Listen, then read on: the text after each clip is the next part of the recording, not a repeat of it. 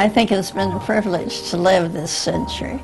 I feel very privileged in many ways, but just to be alive and see all the wonderful developments that have been made. You're my example. You're my example. Always smiling.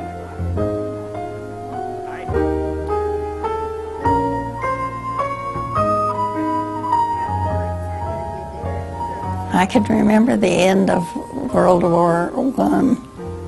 World War I was a terrible disaster, and everybody had been touched by it in one way or another. I was 9 years old then, and I do remember that very distinctly.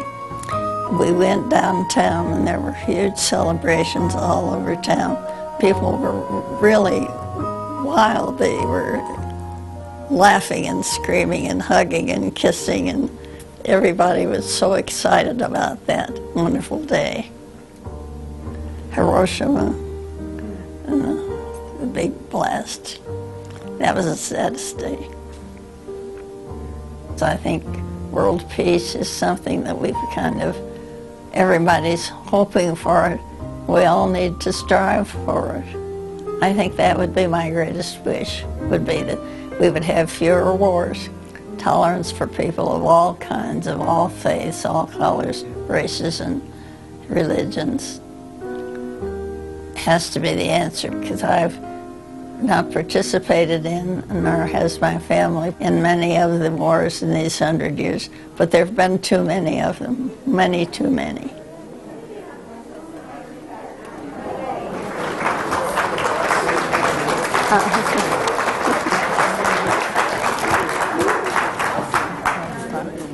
That's fine. You know, we've all read and heard a lot about the joy of cooking and the joy of sex, and we already know all about both of those, but we don't know much about the joy of growing older. And with a reasonable sense of humor and good friends and a wonderful family, I highly recommend old age. So my name was Mildred Meyer, and I continued to be known as Mildred Meyer till I was a freshman at CU. And then my friends, they said, "We don't think you sound like Mildred.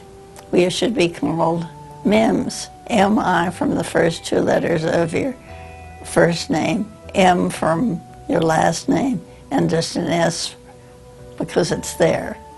So I've been called Mims ever since.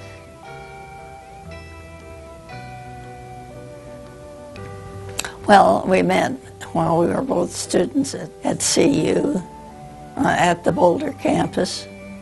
We met at a dance. So I had a date, and I was there at the dance, and Doug cut in on me, and that's where it all started. It was all fine after that. Well, it was a very nice wedding at St. Thomas Episcopal Church in Denver. I remember that my father was very nervous, and I almost had to hold him up as we walked down the aisle. But it was a very happy occasion, and both sets of parents seemed to be well pleased with our selections. And it was very nice, but it was very low-key. Of course, we were brought up to believe that you didn't spend more than you had.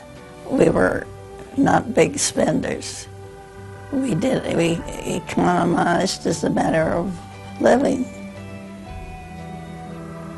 Doug, he was always very generous man, very generous, with his family and with my family, and of course with me and with the children. But he began to make money a kind of a big way. I shouldn't say a big way, but to us it was big. But he said, we ought to share this. And the way to do this is to set up a charitable foundation. He was a very modest man, but he did a lot of really wonderful philanthropic things. but I also was part of what Doug did.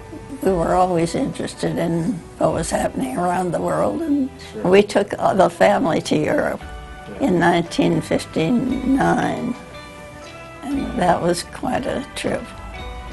We had about a half a dozen big suitcases, and we went for the summer. And so that was great. Carol was about 10 years old. David was 18 and Bruce 17. We went to North Africa. We went to Europe several times. We went to Asia several times. We went to South America and to Mexico many, many times. With a family, you have one chance. I devoted myself to the family. I mean, they grow up, and when they leave, they leave. Our family has been very close. There's 7 grandchildren and 7 great-grandchildren. But I mean, fundamentally, I wanted them to be their own person, each one of them to be his own or her own person. And that's what's turned out to be. So I feel good about that. My message to my great-grandchildren would be, follow your parents, because they've been good people, and I'll be happy to see that you follow in their footsteps.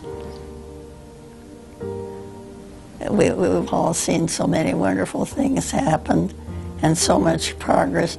All my life I've tried to concentrate on the good things rather than to be pessimistic. I'm an incurable optimist.